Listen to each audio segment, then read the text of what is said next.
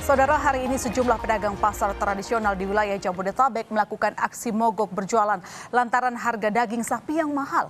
Di Pasar Cempaka Putih, Jakarta Pusat misalnya, para pedagang daging sapi memilih tidur di lapak jualan mereka.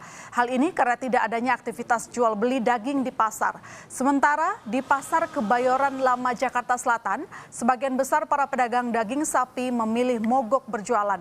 Mahalnya harga daging sapi telah mengurangi jumlah pemasukan. Dan yang lainnya, saudara, memutuskan untuk tetap berjualan. Di awal tahun 2021, terdapat isu yang sedang hangat-hangatnya dibicarakan, yaitu melonjaknya harga daging sapi di pasaran. Harga daging sapi yang semula berkisar di antara Rp110.000 hingga Rp115.000, kini merangkak naik menjadi Rp130.000 sampai Rp135.000. Hal ini banyak membuat para pedagang merasa kesulitan untuk menjual daging mereka di kisaran harga yang tinggi tersebut. Beberapa komoditi pangan di pasaran juga mengalami kenaikan harga di saat pandemi. Hal ini bisa kita sebut dengan inflasi. Apa sih inflasi itu? Inflasi adalah kenaikan harga barang dan jasa secara umum dan berlangsung secara terus-menerus. Lalu sebenarnya apa yang menyebabkan hal ini bisa terjadi? Penyebab inflasi bisa bermacam-macam, tetapi pada umumnya terdapat 3 hal yang menyebabkan inflasi itu terjadi. Yang pertama dipengaruhi oleh volatile food. Volatile food adalah harga kejutan dalam kelompok bahan pangan seperti kegagalan masa panen dan gejala-gejala alam lainnya. Yang kedua adalah administrative price. Administrative price itu adalah harga suatu barang atau jasa yang dipengaruhi oleh kebijakan pemerintah, seperti kenaikan harga BBM dan kenaikan harga tarif listrik. Yang ketiga adalah inflasi inti. Inflasi inti adalah komponen inflasi yang dipengaruhi oleh faktor-faktor fundamental. Kemudian, apa sih solusi yang dapat kita lakukan untuk mengatasi hal-hal tersebut? Solusi yang dapat dilakukan adalah dengan kebijakan moneter. Kebijakan moneter itu sendiri adalah kebijakan yang dikeluarkan oleh Bank Sentral atau Bank Indonesia dalam bentuk pengaturan persediaan uang untuk mencapai tujuan tertentu. Kebijakan moneter dibagi menjadi 2 bagian, yaitu kebijakan moneter ekspansif dan kebijakan moneter kontraktif. Kebijakan moneter ekspansif yaitu kebijakan yang dilakukan oleh Bank Sentral yang bertujuan untuk menambah jumlah uang yang beredar dalam masyarakat ketika negara dalam kondisi depresi atau resesi. Yang kedua yaitu kebijakan moneter kontraktif.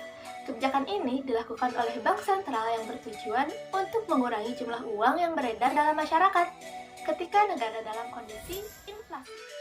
Adapun instrumen kebijakan moneter yang dapat dilakukan, yang pertama adalah kebijakan operasi pasar terbuka, yaitu kebijakan dengan menjual atau membeli sertifikat Bank Indonesia atau SBI atau surat berharga lainnya di pasar modal.